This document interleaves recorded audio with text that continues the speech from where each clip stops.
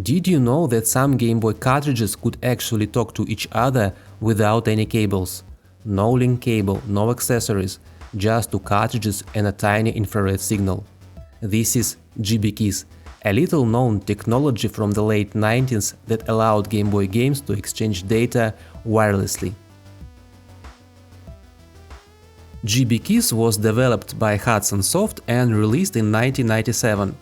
Instead of putting the infrared port inside the console, they built it directly into the cartridge, so the cartridge itself became a communication device. If you look closely at these games, you can see a small window at the top. That's the infrared transmitter and receiver. And this is all you need to connect two Game Boys.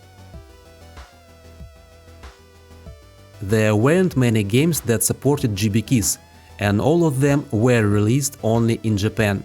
Here are some examples. Nectaris GB, a strategy game with support for user-created content. Pocket Bomberman, probably the most well-known GBKiss title.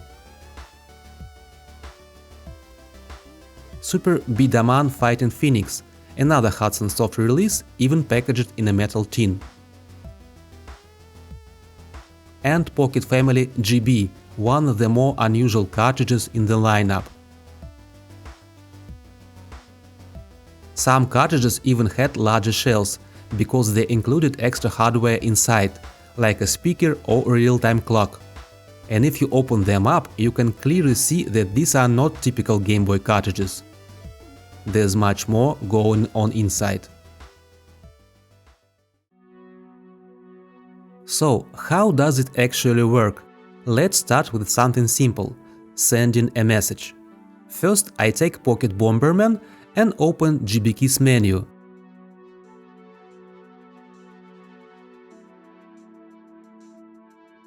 Here I can create a new message. Let's write something simple – Hello World.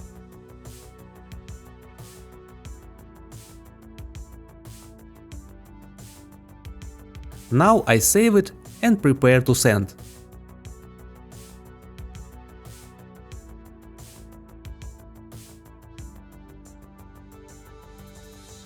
Next, on another console, I run Pocket Family GB. I go into the same GBKiss menu and select an empty slot to receive the message. Now comes the important part. The cartridges need to be placed very close to each other, almost touching, and aligned properly. Then I activate the transfer on both systems, and after a few seconds the message appears on the second cartridge.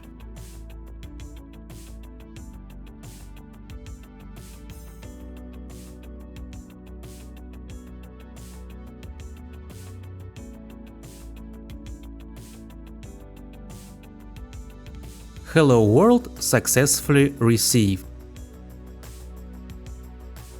But messages are just the beginning. GBKiss could also transfer small pieces of game data, including minigames. Here I'm sending a minigame called Kissmon 2 from Pocket Bomberman to Pocket Family GB. The process is the same. Align the cartridges and start the transfer.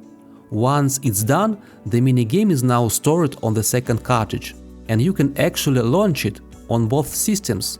So now we can even run a quick match between two virtual pets.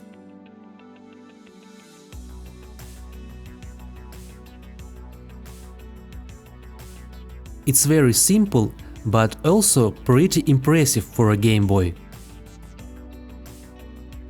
It's also worth mentioning that not every Game Boy cartridge with infrared supports GBKiss. Some games used infrared in completely different ways. For example, Chusoku Spinner. It has infrared communication, but instead of exchanging files, it's used for a gameplay, like taking turns in yo-yo battle. So while the hardware might look similar, the idea behind it is very different. GBKiss is specifically about data exchange between cartridges. GBKiss is a small and a very niche part of Game Boy history. It only appeared in a handful of games and only in Japan. But at the same time, it's a really interesting example of how developers tried to expand what the Game Boy could do. Wireless communication, data sharing, even something close to downloadable content.